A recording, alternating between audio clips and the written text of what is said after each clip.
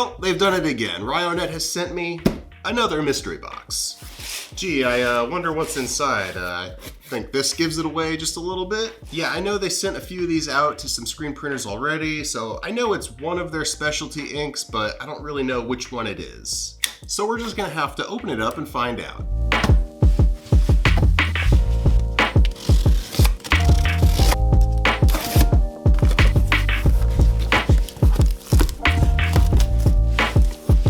You're effing special. Puff. Puff, puff, puff. You're effing special. Effing special. You're puff. You're puff. You're puff. You're effing special. I've never tried this before. This will be my first time trying to print with puff ink. I've heard people have a hard time with it, but you know, they gave me plenty of product literature to read over here to make sure that I'm doing it the right way. Basically, it says you want to use a lower durometer, like a 60 or 70 durometer squeegee. You also want to use a lower mesh screen, like 80 to 110. Really, the lowest I have is a 110. And the other thing that it stresses is to really keep an eye on the temperature, because if it gets too hot, that puff will collapse. You can mix this with, you know, any of your ink colors. Of course, they're recommending you use it with FN ink because it's low cure and you want to mix it in with low cure ink. I really don't know what to expect, but yeah, we're gonna give it a shot. But you know what? I don't have any artwork I want to use or a screen prepared for this, so yeah, I'm gonna have to make something.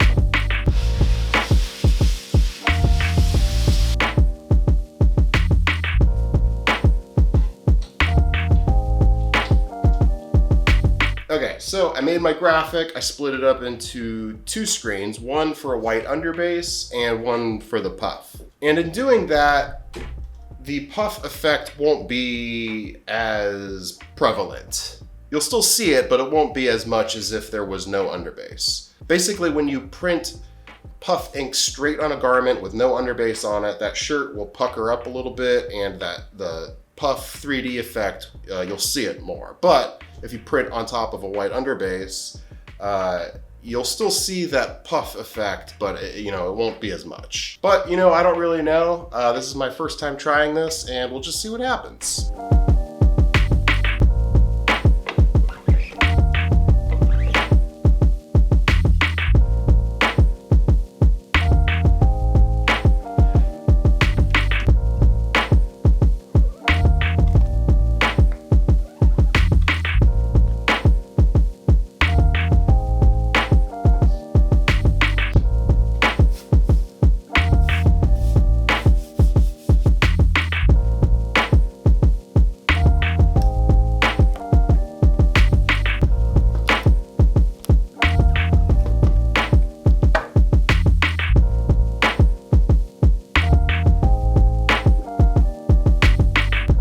So yeah, I've tried this a bunch of times, a bunch of different ways, and I think I see what they're talking about. When you print with an underbase, that puff effect is greatly diminished. I mean, you still get a little bit of a rise out of that ink. It feels thicker than normal, kind of like high density ink, but when you print directly onto a shirt, you definitely see that puff effect more prevalent.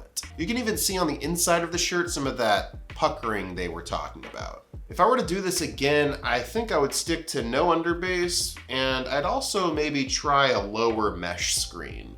Maybe like an 80.